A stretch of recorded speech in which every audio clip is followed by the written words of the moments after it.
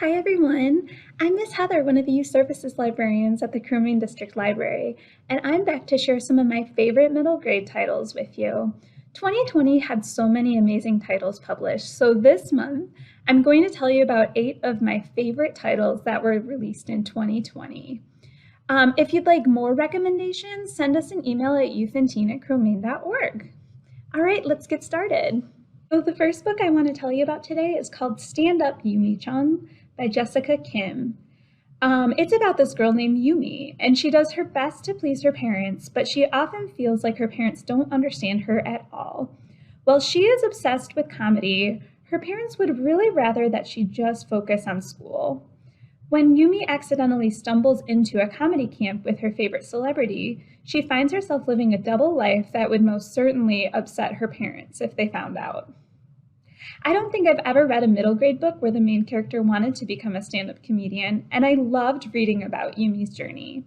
Yumi's struggle with self-confidence is something a lot of readers will be able to relate to, so if you like realistic fiction that has some humor mixed in, definitely check this one out. So the next book I want to tell you about is a graphic novel called Twins by Varian Johnson. And as the title suggests, it's about 2 twin sisters, and their names are Maureen and Francine. They're just starting middle school, and while they're used to doing everything together, Francine decides she wants to do things a little bit differently. She actually wants people to start calling her Fran instead of Francine. She wants to try new activities and new clothing styles, and she even decides that she wants to run for class president. But Maureen decides she wants to run for class president too. So as you can imagine, the rivalry begins. This was a great book that perfectly explored sibling relationships, particularly sibling rivalries. I really liked both Maureen and Fran, and I loved the way the reader found out more and more about them as things progressed over the course of the story. I think most readers will be able to relate to either Maureen or Fran, and I particularly loved watching Maureen's confidence grow throughout the novel. This is a great graphic novel. So the next book I'm going to tell you about today is a great read-alike for Little House on the Prairie, and it's called Prairie Lotus by Linda Sue Park. And it's about this girl named Hannah in 1880. Hannah is half white and half Asian. She's Korean and Chinese.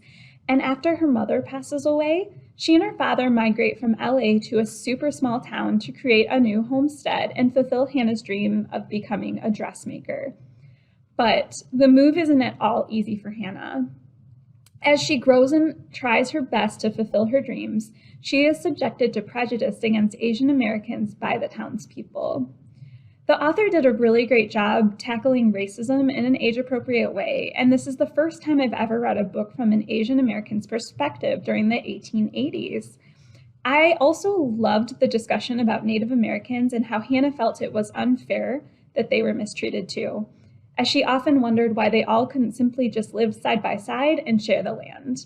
If you like historical fiction, definitely check this one out.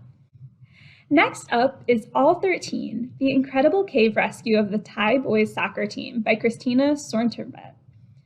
This nonfiction book is based on a true story and chronicles a soccer team, the Wild Boars, and they're time-trapped in a cave filled with water, and the rescue mission that transpired to get them out alive, and the wonderful people who rescued them. I learned so much about cave diving while reading this book, and the extraordinary bravery it took to rescue these boys when the rescuers themselves didn't know if they'd get out alive was amazing. If you like adventure stories, especially those that feature true life survival tales, definitely check this one out. So for this next book, The Blackbird Girls by Blankman, we're going to travel back in time to 2 distinct time periods. One follows 2 schoolmates, Valentina and Oksana, in 1986 Ukraine after the Chernobyl disaster. And if you've never heard of that before, basically it was this huge nuclear disaster caused by an explosion at a power plant, and it forced people to evacuate to safety. The next storyline takes place in 1941 during World War II and will follow Rivka, a Jewish person, as she tries to outrun the Nazis. This was a really well-written, engaging book that really took me into the characters' worlds, and I particularly liked the sections about Chernobyl. I really felt like I was experiencing things alongside the characters throughout the entirety of the story. This book is definitely sad and heavy, so have some tissues handy if you decide to read it. I will admit that I wasn't sure why the World War II narrative was included when I first started reading, but as the story progressed, it became much more clear why the story was included, and I definitely don't want to give away any spoilers about why that is, but it's amazing. That's all I'm going to say about it. So if you're looking for a new historical fiction novel, definitely check this one out. So I have another really awesome graphic novel suggestion for you, and it's called When Stars Are Scattered by Victoria Jamieson and Omar Muhamed. So this graphic novel is based on the real-life story of Omar Muhamed, his brother, and all of the friends they made as they are forced to live in a Kenyan refugee camp after fleeing from Somalia's civil war. This book packed such an emotional punch. The drawings were wonderful, and the story was excellent. So if you like graphic novels and nonfiction, definitely check this one out. If you're in the mood for a realistic fiction book, check out Fly on the Wall by Remy Lai. You may recognize this author's name as she also wrote Pie in the Sky. So in Fly on the Wall, it's about this boy named Henry, who is most definitely not a baby, even though his family treats him like one. After all, he is 12 years old and he feels like he deserves some independence. When he discovers that his family won't be visiting his dad over summer break, like they do every year, Henry decides to finally declare his independence and take the trip himself. The only problem? Nobody knows about this plan. This is a really well-paced book with a realistic protagonist that a lot of kids will be able to relate to.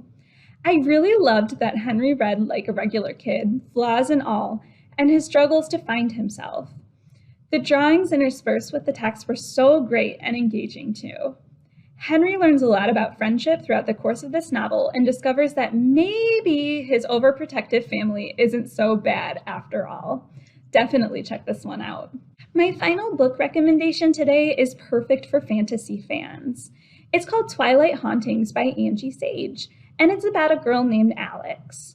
When she was very young, Alex was taken from the arms of her family and thrust into the arms of a stranger in order to save her life. While she knows nothing about her family, she was left with mysterious magical cards that come alive and predict the future, along with showing what is happening in the present. But there's one big problem with this. Enchantment is illegal where she lives. As Alex grows older, she begins to realize why her family needed to protect her, and that she is more powerful than she could have ever known. This was such a fun, fast-paced book that will keep you hooked from start to finish. The characters and world building are interesting and unique, and I loved following Alex on her adventure. If you are into fantasy, definitely read this book. Are you interested in any of these titles? Place a hold using our catalog, which can be accessed at cromaine.org. Give us a call or send an email to youthandteen@cromaine.org and we'll get it ready for you. You can also stop in if you have additional questions. We're always happy to help you. Happy reading!